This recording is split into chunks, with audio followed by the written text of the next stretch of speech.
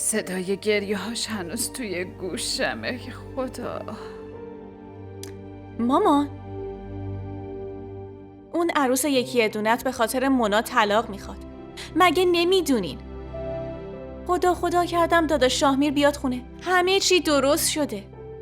امیدوارم گریه‌زاری آزرا اونو بیزار نکنه. از اون طرف داداش شاهنوازم نیست. فقط همین مونده. عروسی منم که نزدیکه. آخه چی کار کنم؟ نمیتونم راحت بخوابم دخترم. چی کار کنم؟